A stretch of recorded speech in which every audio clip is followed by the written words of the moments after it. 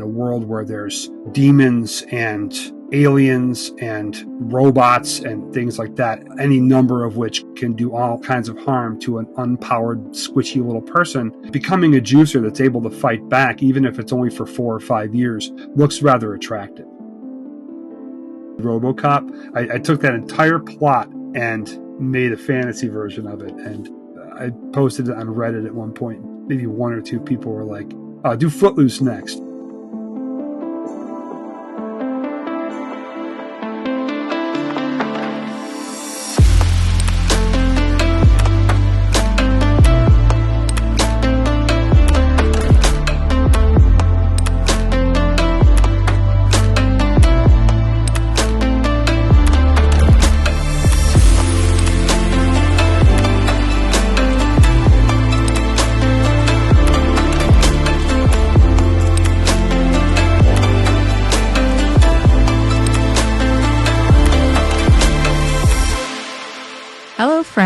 Welcome to Characters Without Stories, a TTRPG podcast about the roads not yet traveled. I'm Star.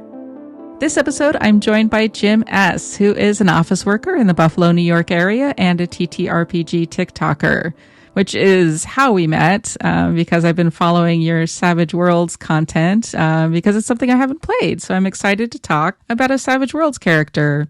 So, Jim, I'll give you a chance to plug your projects at the end, but right now, do you have anything else you want to tell listeners about yourself?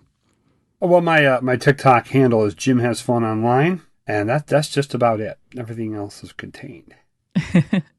So, tell me, Jim, who are you bringing to the table today? I am bringing Janie the Juicer from the Savage Riffs setting, also known as Riffs for Savage Worlds. Inspired by the song Janie's Got a Gun by Aerosmith.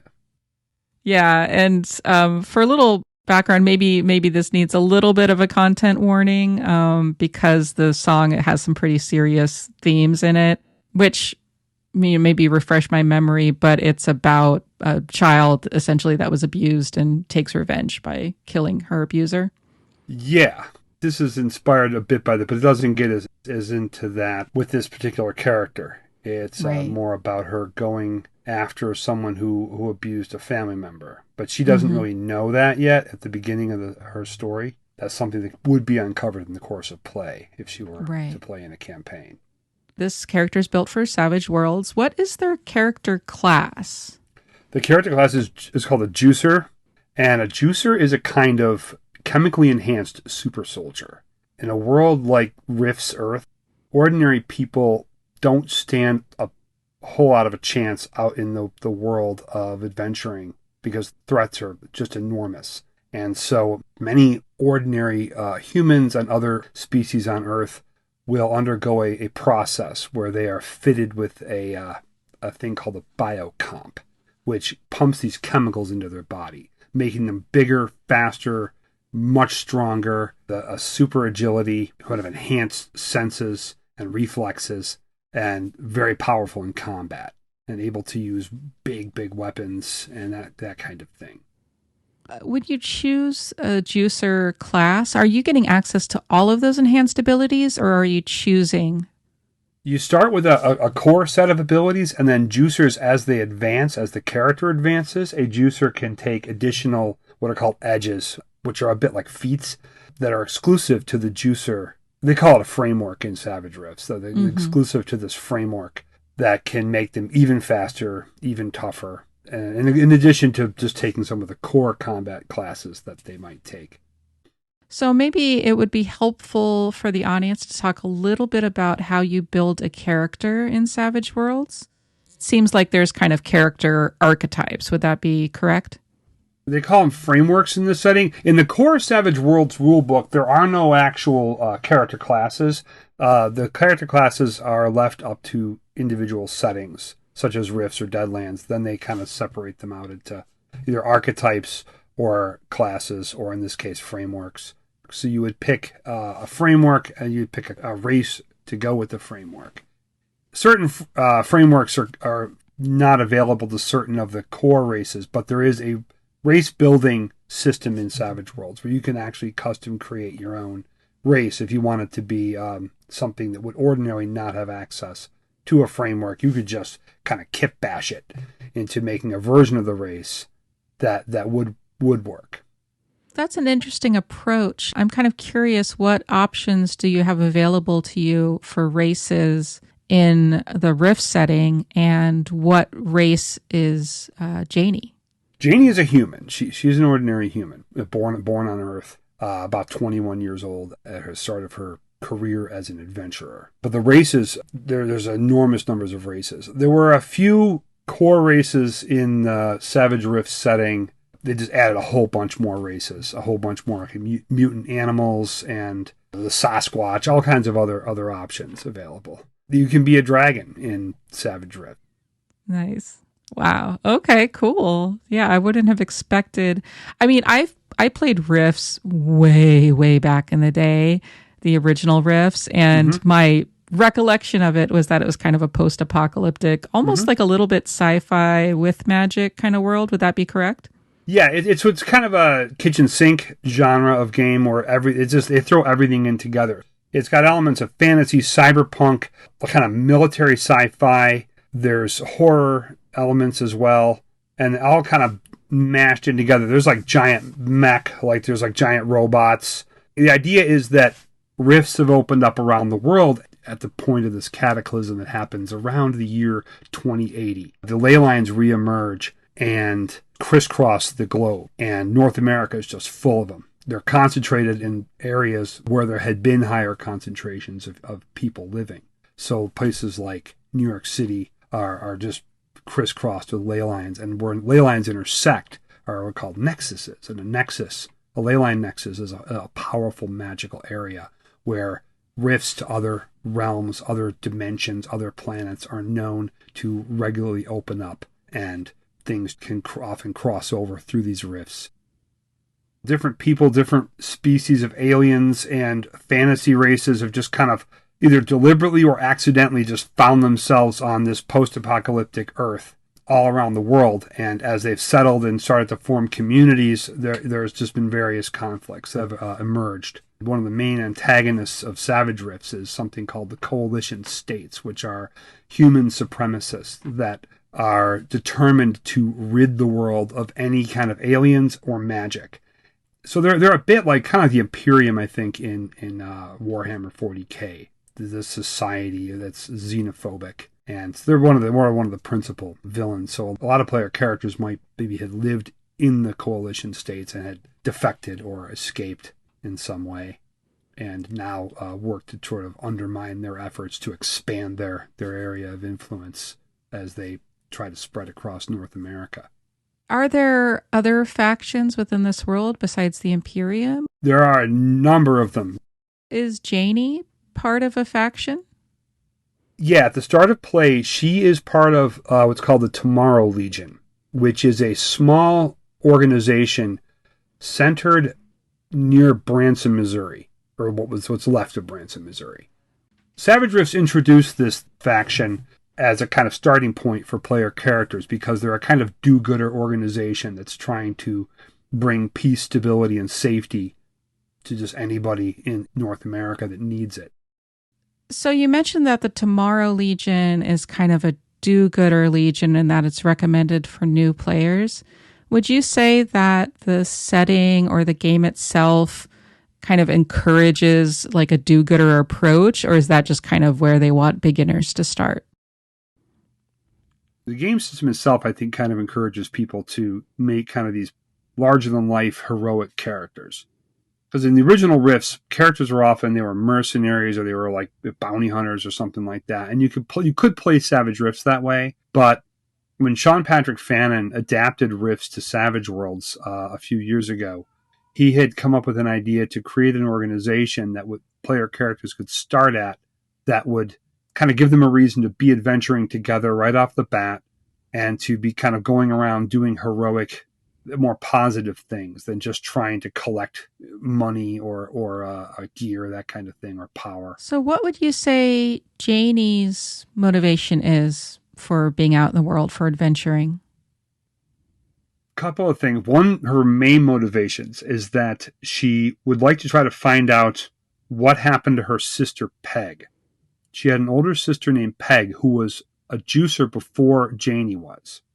Peg had been a competitor in a city of Kingsdale, which is not far from Castle Refuge, where the Tomorrow Legion is headquartered.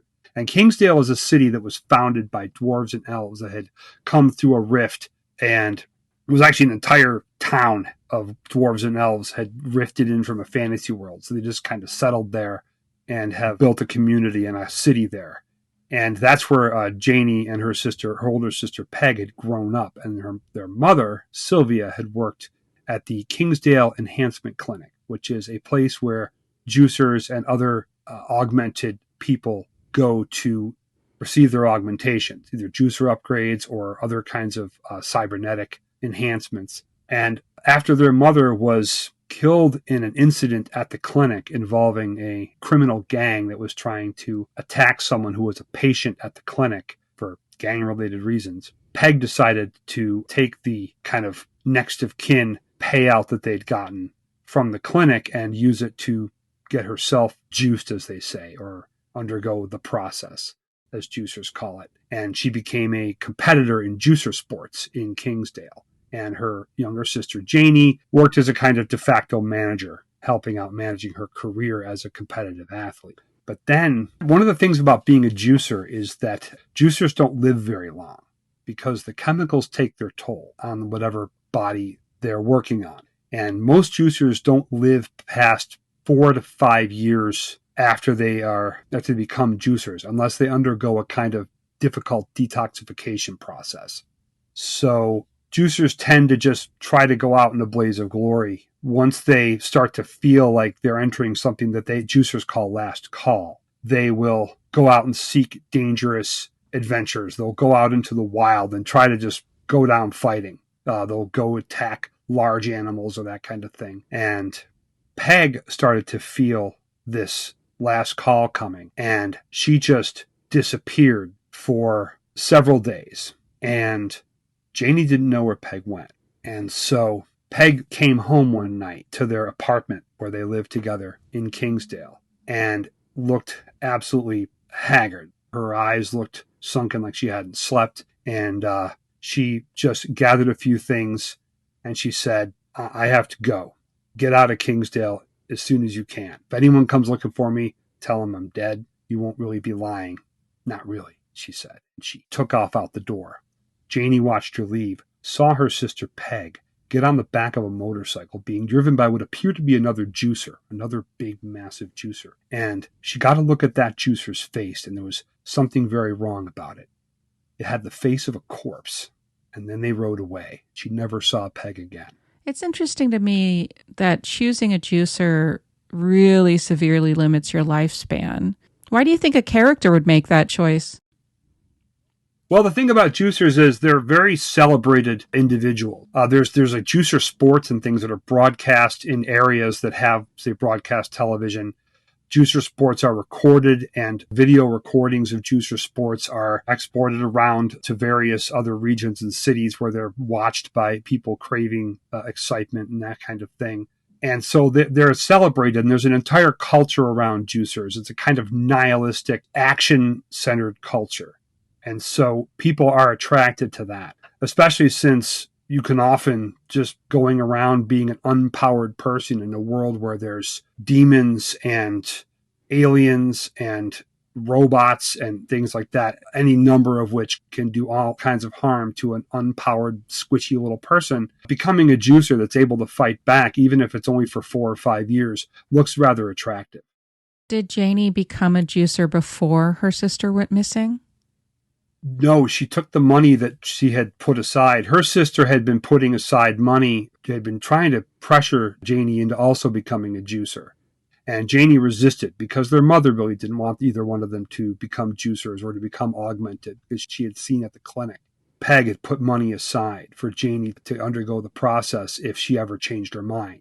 And once she disappeared, the money was still there. So Janie decided to go ahead. Something kind of switched in her mind, and she decided to go ahead and undergo the process herself. What is that process like? It's really just a surgical procedure where the biocomp is installed and the chemicals are gradually introduced to a juicer's body. It has to be done, under strict supervision and with expert care. And then there's a recovery period of, I believe it's a few weeks, as the juicer has to get used to the chemicals and retrain their body to use this newfound strength and ability. But once they recover, they actually physically grow. So it's a bit like Bane and Batman. They physically become much larger. They'll actually gain height. Typical juicers anywhere from 7 to 8 feet tall, very muscular, extremely fast. Juicers mostly, at a competently run clinic, most juicers make it out intact. But some don't? Some don't. Yeah, some don't survive the process. In the actual setting lore, the Kingsdale Enhancement Clinic has a success rate of 98%. I don't know if the other 2% don't survive the process or simply reject it in some way. Was there anything in particular that drew you to choosing this type of character? Well, I made this character initially for a one-shot that I was running called Mayhem Squadron. And the juicer was going to be kind of the on-the-ground, combat-heavy character. Although everybody in the one-shot, there were 6, all the characters are good combat characters. But Janie was going to be the juicer. So Janie is a woman and you're a man. Why did you decide to play a different gender? And is that something that you often do? I haven't done it a lot in campaigns. I've done it many times in one-shots that people have run. I'll select a female character. Have you found any particular challenges, or has it been pretty easy for you? I think it's been straightforward for me because, it's a person. I just play the character as a person. I don't think of a character as being any different than a masculine character. They're going to have their own motivations, their own abilities, their own goals, their own fears. It's on the character sheet. If the character has like a phobia, then you play that. If they have a code of honor, then you play that sort of thing. Are those kind of things, for example, phobias, is there any mechanical kind of built-in system for that in Savage Worlds? In Savage Worlds, if a character has something like a phobia, or in case of someone like Janie, like juicers automatically have a death wish hindrance, which means that she'll seek out dangerous encounters. She doesn't shy away from them. She'd be perfectly happy with just going into a situation that maybe even seems hopeless. If you play up a character's hindrance, you will generally be rewarded with a Benny if you can bring up the fact to the GM that you're playing up a hindrance. The GM should award a Benny, and a Benny is a token that allows, it's a bit like inspiration, I think, in D&D. You can spend a Benny to have a reroll on a trait or damage roll. Trait rolls are skills or attributes. So like if you roll, say, to shoot something and you miss, you can spend a Benny and get another roll. And then you could take whichever roll is better. Same with damage. And Bennies can be used for other things too. They can be spent to influence the story in some way. Like if there's a piece of gear that your character really needs to have in a specific situation, if the GM's permission, you can spend a Benny and say, I happen to pack this particular gear.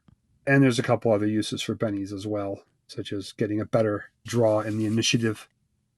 Do you have any idea of what Janie's sexuality might be? I have a feeling she'd be pretty fluid with it. She's kind of driven to be heroic and to find out what happened to her sister. So I think that any kind of love interest that came along her way would probably catch her by surprise. So she would probably be, I would imagine, bisexual. I think she'd be pretty fluid with that kind of thing. I don't think she would be dead set one way or the other. Can you tell me, what does Janie look like? For one thing, she's very big. Because she's a juicer, she is about 7 feet tall and muscular. She has auburn hair. She wears medium plate armor. She wears special armor that's built for juicers. She has a side cut hairstyle with it kind of swept over. She wears a laser rifle on her back, and she carries a kind of a short sword. It's called a vibro short sword. It's an electrically powered, technologically advanced sword that she could cut through even like a steel door with that, given enough time. She wears her armor most of the time, but that's kind of her appearance. I don't know if you're someone who enjoys doing character voices, but if you do, is there a voice for Janie? Janie would probably, because of how big she is, like most juicers, she would probably have a kind of deep voice. because she's gotten larger in size, I think. With that enhanced lung capacity, she could probably yell pretty loud. She would probably talk like this. Gotta help those kids. Gotta find out what happened to my sister. Sounds like she has a very kind of like serious vibe. She's a pretty serious character. She wants to do right by the world. She has the heroic hindrance. There's a number of hindrances. Characters take hindrances at character creation.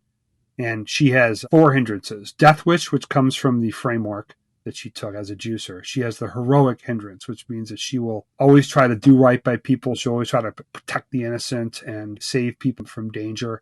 She has the loyal hindrance, which means that whatever group she's with, she will fight for that group. And then she has a vow of avenging her sister's death, although what she doesn't really realize is that her sister's not actually dead. Have you decided what happened to her sister? If I was running in a campaign with this, I would leave it up to the game master, but the strong implication would be that Peg, feeling the last call coming, feeling her own death as a juicer, encroaching closer and closer, sought out a cult of necromancers known as the Grim Reaper cult. And the Grim Reapers are known to be able to extend the life of a juicer to immortality, but at a cost. And what would that cost be? Their soul, basically. What does it mean to lose your soul in this game? Oh, yeah, the soul is a big part of Rifts. To lose one's soul or to have one's soul sort of corrupted is a very serious thing. Canonically in Rifts, a soul can be taken out of a body and it can be put back in by certain alien beings and powerful creatures or gods. So the soul is very much a real thing.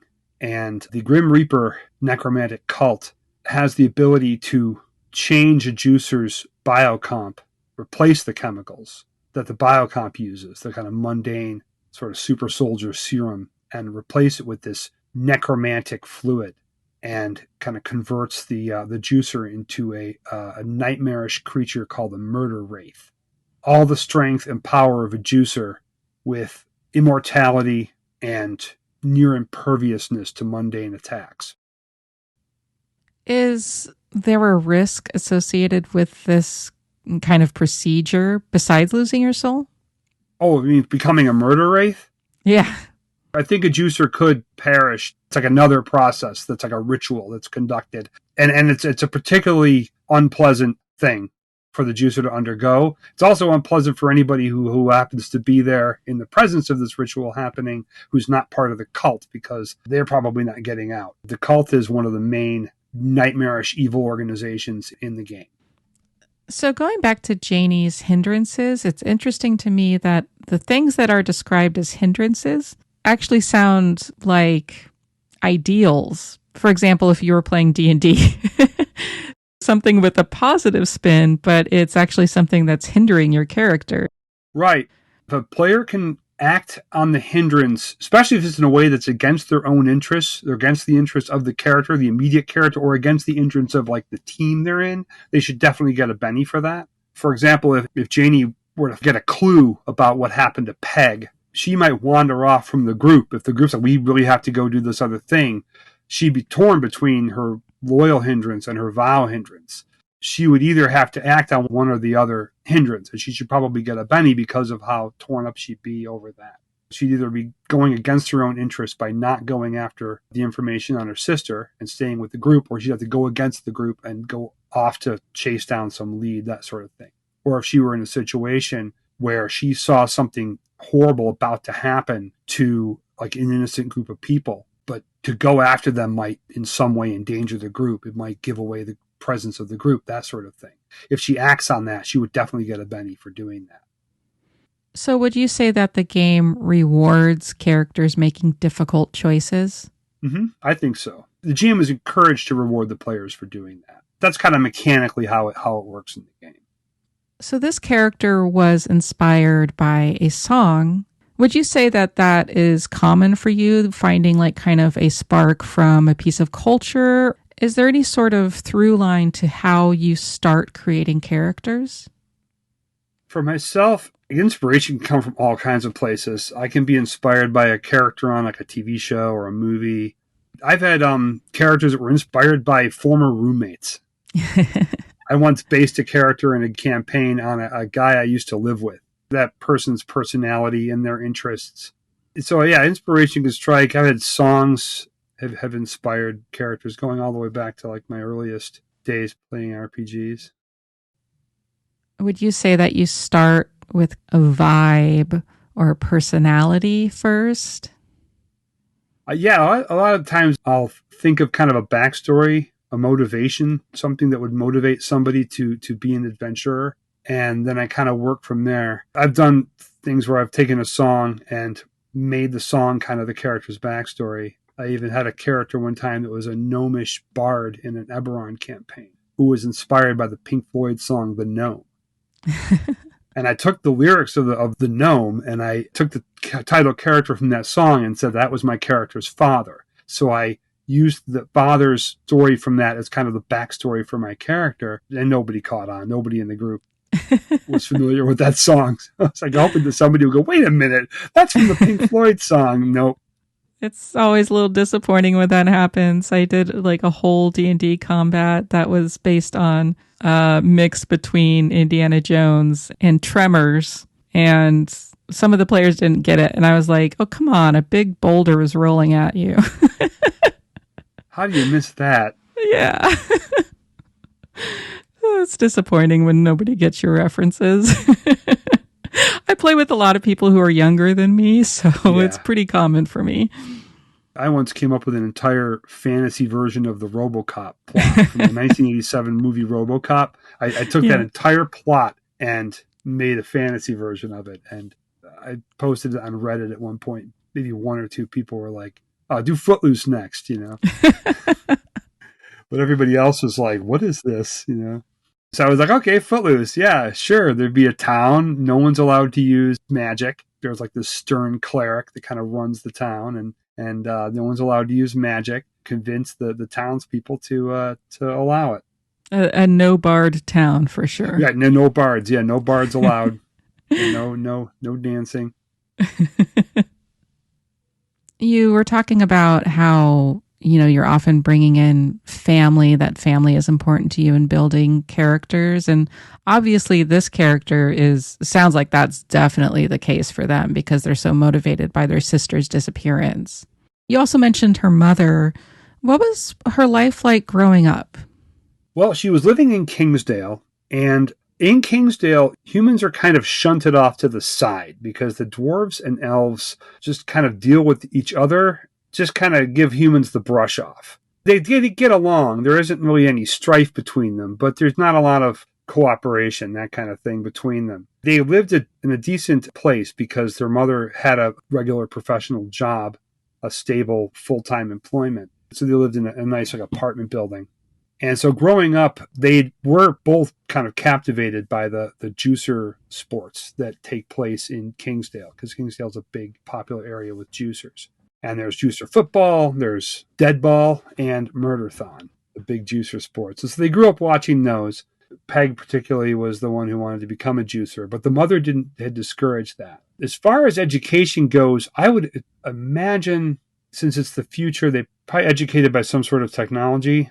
So I imagine they probably learn things like learning to read and write and that sort of thing through technology, perhaps. But they had a relatively good life.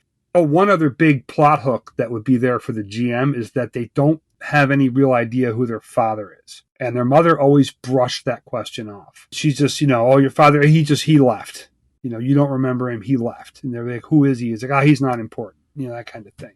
So that would be a plot hook there to do kind of a Luke Skywalker thing where, she could find out that her father was somebody interesting. Yeah. Maybe there's a reason why her mother brushed that off and didn't want them really to know. You built a couple of hooks into the backstory. You've got the sister hook, obviously, that's the big one. And then this hook of having this unknown father. When you are building hooks into a backstory, is that something that you leave open for the GM to interpret? Or is that something that you decide on and then share? I might have ideas for where it could go, but I think it's really cool to leave it up to the GM. I've done that in a few characters in the past. I had a character where both of his parents disappeared, and he had no idea what happened. They just vanished. The character had no idea why. And then, oh boy, when the GM had me find out, that was wild. It is really fun. One of the things I particularly enjoy when playing in more of a longer term campaign is that moment of surprise when you find something out about your backstory, whether that's something you create as a player yourself or whether that's something that your GM builds into the narrative for you. It's something that I always really enjoy. Great way to go. Especially if you can build up to it a little bit with hints, dropping hints here and there.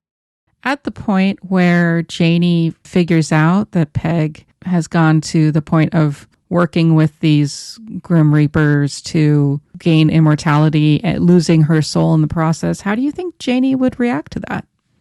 Well, she, of course, would be absolutely horrified. She would have had no idea that such a thing was even possible. It's a kind of a hidden fact of the magical underworld, so to speak, that someone like Janie would never have had any contact with. So she would be absolutely shocked. And she would be very torn between thinking there was some way she could rescue Peg from this and just having to cope with the much more likely scenario that she's going to have to try to take Peg out of the picture so that she doesn't hurt anybody else. What kind of campaign do you think Janie needs? Janie would definitely be good in a balanced, well-rounded team. She doesn't have a spellcaster at her back. When she were to, say, confront her sister, she would have really no chance. She would need to be buffed. Her sister would just put her down immediately because she would have no way to really hurt the murder wraith. What did your mother expect from you when you were born? That's a difficult question. I think my mother expected me to go into medical administration like she did, or maybe to become a physician or a cyberdoc. I think she'd be a little shocked at what I'm doing right now. I hope not too disappointed. She certainly never wanted me to be a juicer. It's interesting to have the weight of a parent's expectations and then to go completely against them. So it'll be a fun story to eventually get to be a part of.